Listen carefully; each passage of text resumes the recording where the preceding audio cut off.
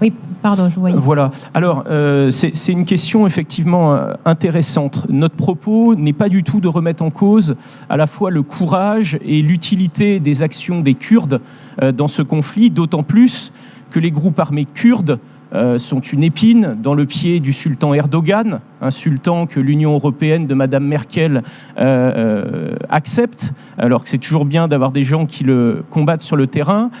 Ces groupes kurdes combattent également les groupes djihadistes, que ce soit Daesh, mais également que ce soit le front Al-Nosra. Parce que le front Al-Nosra, contrairement à ce que dit M. Fabius, ne fait pas du bon travail.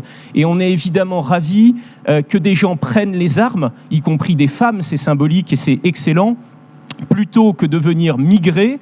On voit une contradiction d'ailleurs dans votre mention aux migrants. Évidemment, l'honneur de ces peuples, c'est de se battre contre les islamistes et pas d'abandonner leur pays à ces gens qui sont effectivement des barbares.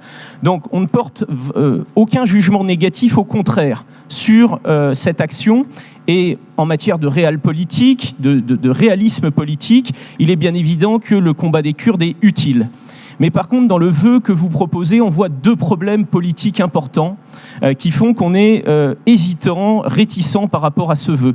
La première chose, c'est que cette démarche s'apparente à une sorte de diplomatie parallèle.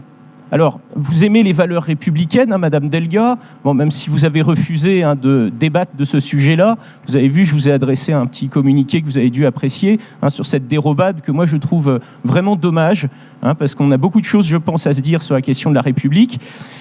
La République, il y a un principe, c'est que la politique étrangère est le fait exclusif des États, contrairement à ce qui s'est passé à l'époque féodale, où les fiefs avaient une diplomatie parallèle, nouaient des alliances, ce qui a d'ailleurs été une des causes de la croisade des Albigeois, ces diplomaties tout azimut de grands fiefs. Et effectivement, je vois dans cette démarche qui est la vôtre quelque chose qui s'apparente à une diplomatie parallèle, puisque je vous rappelle que François Hollande, suivant en ça d'ailleurs la doctrine de Sarkozy, puisque l'UMPS c'est une réalité géopolitique également, sur tous les grands dossiers de politique étrangère, il y a une stricte continuité, Sarkozy et donc Hollande ont fait le choix de choisir ce qu'on appelle les rebelles, la coalition nationale syrienne, et donc le gouvernement Hollande a fait de cette coalition nationale son interlocuteur.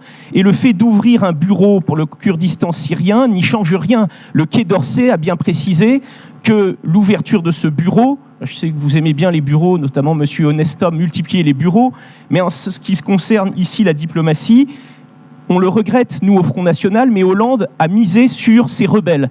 Nous, au Front National, vous le savez, on a toujours pensé, et les faits nous ont donné raison, que c'était Bachar el-Assad qu'il fallait soutenir dans cette affaire.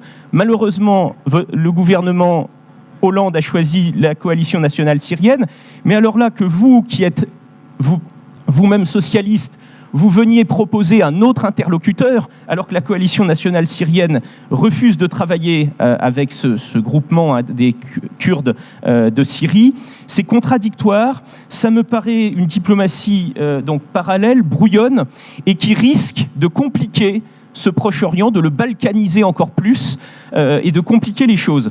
Donc ça, c'est le premier point sur cette diplomatie parallèle qui me paraît inadaptée. Deuxième point qui est plus grave, c'est un problème de souveraineté. Parce que le nord de la Syrie a unilatéralement proclamé un statut d'indépendance avec des tendances fédérales, etc., qui n'a jamais été reconnu par le gouvernement de Bachar el-Assad. Or, en termes de souveraineté, Bachar el-Assad est le seul chef d'État officiel et reconnu de la Syrie. Ça doit être notre seul interlocuteur et il faut se méfier de ces méthodes où on va court-circuiter, comme vous le proposez, des États légitimes, reconnus, d'autant plus que Bachar el-Assad, quoi que vous en pensiez, c'est le meilleur et principal rempart contre l'islamisme. Et ça a été une erreur majeure de l'UMPS de le combattre et de soutenir des groupes rebelles hors de contrôle.